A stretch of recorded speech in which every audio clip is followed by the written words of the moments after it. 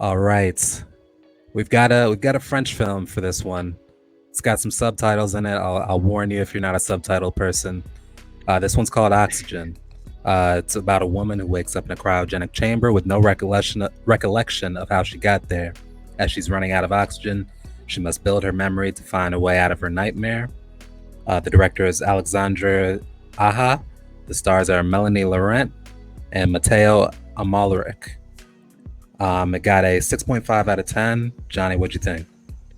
First, I just want to say this was part of a batch of movies where I didn't realize my Netflix subs in like dubs. So when you told me it was a French one, I was like, it's not French. And then I started noticing like their mouths weren't matching up, but it took me a little bit longer than I'd cared to admit to realize that it was dubbed rather than subtitled. But I gave it a 4. I thought it had honestly a couple great twists, one of which I happened to guess, but that doesn't, discount it or anything. Yeah. I thought it was also kind of a little terrifying, like peek into the future of automated medicine. I'm with you 100% there. I probably give it a 3. I agree that the twists were my favorite part of the movie, and it's probably one of the true, thrillers that have actually, thrilled me. Like I was kind of shocked at what the big reveal was because I truly wasn't expecting it. Yes. You mentioned in our text exchange that you caught one of the twists that I didn't see. I had an inkling, but by the time it was revealed, I had already forgotten about it. Something that I love about these like French films, they're so much darker than American films, and I think that's like an extra selling point for me, because when it comes to the ending, you're just really not guessing it because we're so used to everything having a tight little bow on it. Even the happy ending was not a super happy ending. It's not a super happy ending. And I thought they did a great job of like actually putting you into the emotions of what somebody in her predicament might actually feel.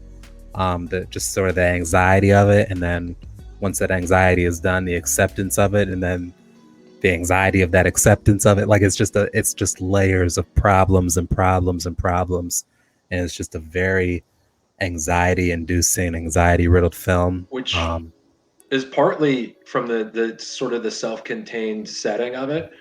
Because it's so small, it almost makes you claustrophobic, which man, I assume the effects would be terrible, and they just chose such a small setting to, save money or cheap out, like you have seen in some movies. But the effects were good, and the setting was really applicable to, like you said, the mood, not only just saving a couple bucks.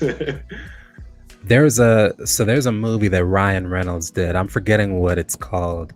But basically, he was like buried in a coffin underground, and like he needed to get out. I was expecting that, but it was much deeper. And I don't know. It's not a movie I'd watch again because it was so like anxiety inducing, which is why I gave it a 3. And I think the criteria of our ranking system is a 4 is something you want to keep watching.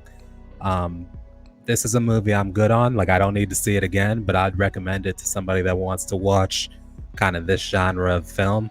And in that sense, it's a 4. So I agree with you completely.